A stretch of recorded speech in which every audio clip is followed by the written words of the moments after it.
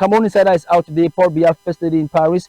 The President of the Republic left Yaoundé yesterday mid-afternoon in company of the First Lady and several senior administrative officials for France on the invitation of French President Emmanuel Macron and that of President of the International Olympic Committee Thomas Bach to take place in the opening 33rd Olympic Games in Paris tomorrow, Friday.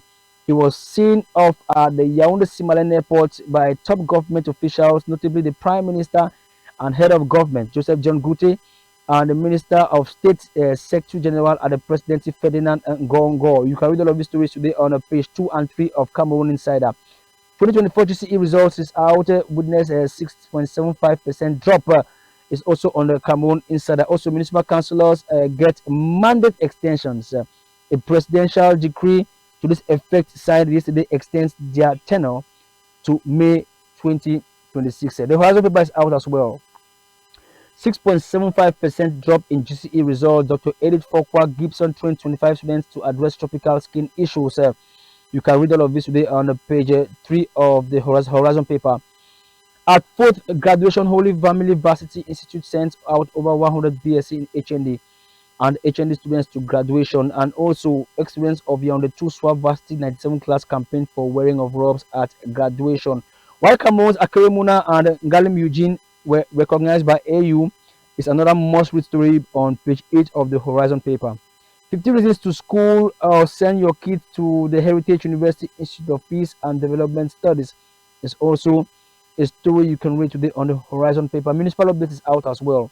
Biya extends councillors' mandate jets to Paris Olympics is one of the main stories today on the municipal update. Northwest Elite gives Bamenda cab driver a new car, and Sonora still show at Sago 2024 as Sonora GM Haruna Bako and close collaborators are seen on the center page of municipal updates at the Sago show in Yaoundé.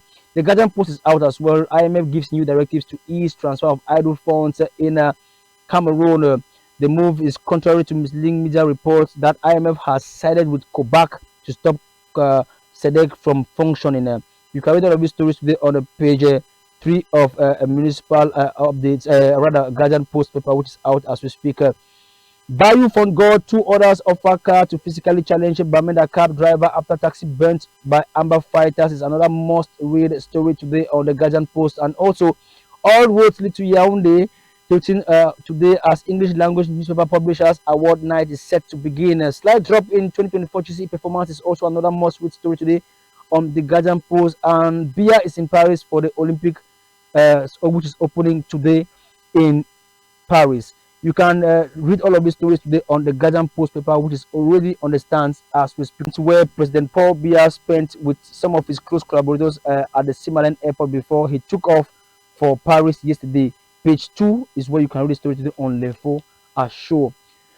L'Économie Quotidien is also out with the reports on the stance of the International Monetary Fund on the financial procedures in Cameroon and policies in Cameroon. According to the Economic Quotidien, the Director General of the Deposit and Consignment Fund, Richard Evina Obam, says the International Monetary Fund intervened with the transfer of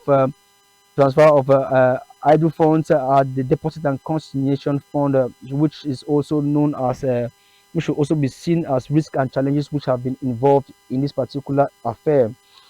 L'Emergence is out today. Headlines today with the Anglophone crisis as the vulnerable children hit by the crisis continue to be a preoccupation by the state and other stakeholders. Also, Cameroon has reimbursed a debt of 740 billion francs CFA in the first semester of 2024 alone.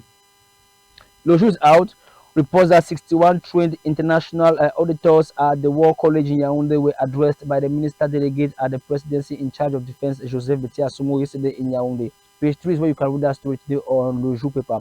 Le Messager's caption today goes thus: a storm in a petroleum barrel, which throws allusion to the stepping down of Alphonse Moudiki at the helm of the National Hydrocarbons Company, SNH. You can read all of this today on Le Messager. Mutation is out, and on page 4 and 5 of Mutation, a government structure and a project worth 4 billion francs CFA has been abandoned in Saint-Malima, and the structure is reported to be covered in a vegetation. Cameroon Tribune is also out with the talks of the president's trip to Paris as he has arrived the French capital ahead of the official opening of the Olympic Games.